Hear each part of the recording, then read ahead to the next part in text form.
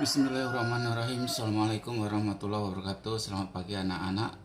Dalam kesempatan ini kita bertemu kembali dalam daring. Tema 1, selamatkan makhluk hidup. Subtema 2 yang berjudul hewan sahabatku. Pembelajaran 2. Sebelum masuk materi, marilah kita berdoa terlebih dahulu. Berdoa dimulai. Bismillah.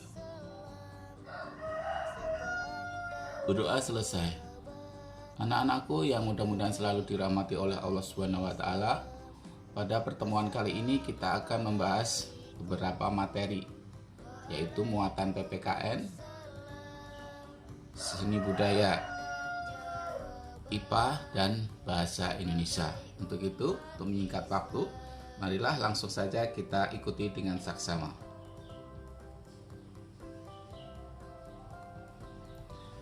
Anak-anakku, kita akan masuk ke muatan PPKN. Kita akan bahas penerapan nilai-nilai sila keempat Pancasila. Sila keempat mengandung makna pemerintahan dari rakyat, oleh rakyat, dan untuk rakyat dengan cara musyawarah untuk mencapai mufakat. Musyawarah adalah suatu upaya bersama dengan sikap rendah hati untuk memecahkan persoalan guna mengambil keputusan bersama dalam penyelesaian masalah. Nah, di situ ada contoh anak-anak sering melakukan musyawarah ya di dalam kelas. Nilai-nilai yang terkandung dalam sila keempat Pancasila antara lain: 1. Mengutamakan kepentingan negara dan masyarakat. 2. Tidak memaksakan kehendak kepada orang lain. 3. Mengutamakan musyawarah dalam mengambil keputusan untuk kepentingan bersama. 4. Menerima dan melaksanakan hasil musyawarah dengan rasa tanggung jawab. Serta yang kelima, melaksanakan musyawarah dengan akal sehat dan sesuai dengan hati nurani yang luhur. Nah, itulah anak-anak nilai-nilai yang terkandung dalam sila keempat Pancasila. Sila keempat bunyinya bagaimana anak-anak? Kerakyatan yang dipimpin oleh hikmat kebijaksanaan dalam permusyawaratan perwakilan. Ya. Nah, ini ada dua contoh. Ya, yang pertama, contoh pertama ini musyawarah warga untuk mengadakan kerja bakti. Nah, ini menunjukkan pengamalan Pancasila sila keempat. Dan yang kedua, diskusi kelas bersama teman kelompok. Ya, kalian sering mengadakan kerja kelompok atau diskusi kelompok di dalam kelas. Nah, dalam artian kalian sudah melaksanakan pengamalan Pancasila khususnya sila keempat yang berbunyi apa tadi?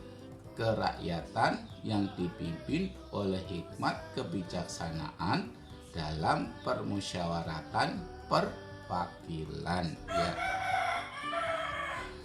Selanjutnya anak-anakku yang mudah-mudahan selalu dirahmati oleh Allah Subhanahu wa taala, kita lanjut ke muatan seni budaya. Ya. Di sini kita akan membahas teknik-teknik pembuatan patung. Ya, kita lanjutkan yang pembahasan sebelumnya ya. Mengidentifikasi teknik-teknik pembuatan patung. Pembuatan patung disesuaikan dengan bahan yang digunakan. Sesuai bahan memiliki teknik pembuatan yang berbeda-beda. Berikut beberapa teknik pembuatan patung.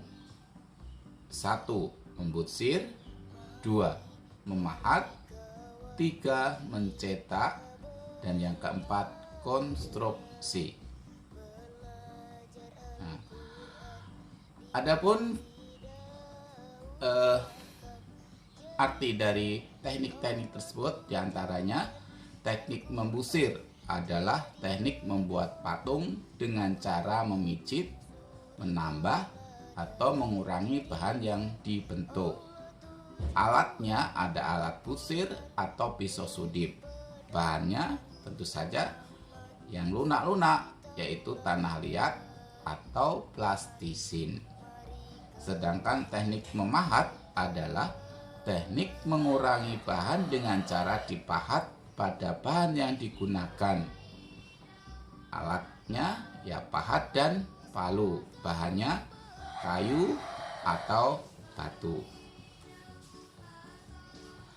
Sedangkan teknik mencetak dibedakan menjadi dua jenis, yaitu teknik cetak tuang dan cetak tekan. Pembuatan patung dengan teknik mencetak biasanya menggunakan cetak tuang atau cor. Alatnya cetakan sesuai bentuk yang diinginkan. Bahannya semen, gip, fiberglass, atau emas cair.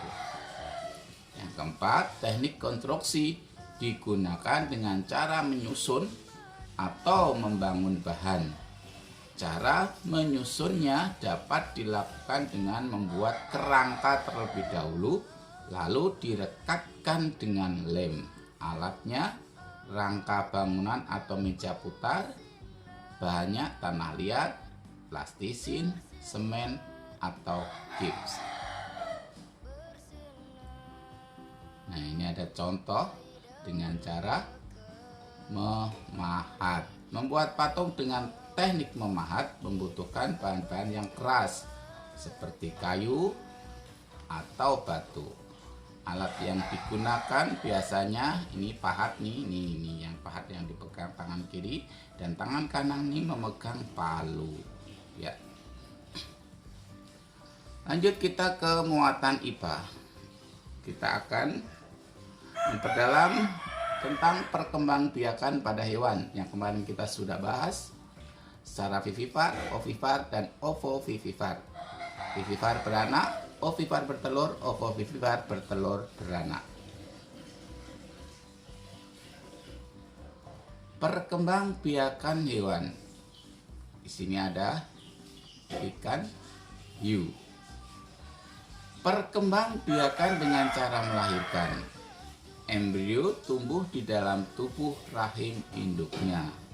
Ya, melahirkan ya. Ini ada ikan lele ya. Lele berkembangbiak dengan ovipar. Ovipar yaitu perkembangbiakan dengan cara bertelur.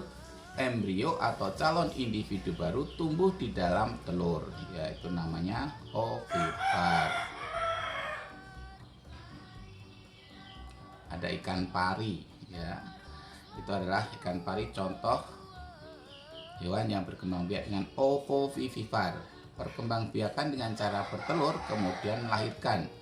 Embrio tumbuh di dalam telur yang disimpan di dalam tubuh induknya. Setelah menetas, individu baru akan dikeluarkan dari tubuh induknya dengan cara melahirkan. Ya.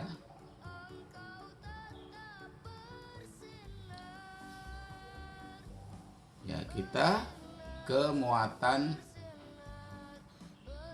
bahasa Indonesia, yaitu membuat peta pikiran berdasarkan ide pokok laporan.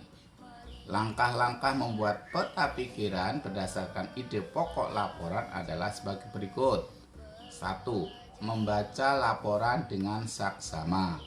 2. Mencatat setiap kata kunci yang terdapat dalam laporan. Yang ketiga, membuat daftar ide pokok setiap paragraf. Ya. Gunakan kata tanya apa, di mana, kapan, siapa, mengapa, dan bagaimana untuk menemukan gagasan utama dan informasi dari laporan. Demikian anak-anak pembelajaran kali ini.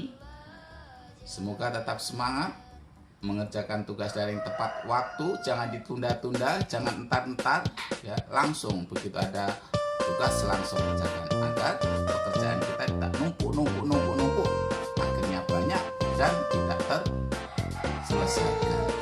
Jangan sampai seperti itu. Ya. Sholat 5 waktu jangan lupa berbakti pada ayah dan ibu. Terima kasih dari Bapak. Akhirnya, Assalamualaikum warahmatullahi wabarakatuh.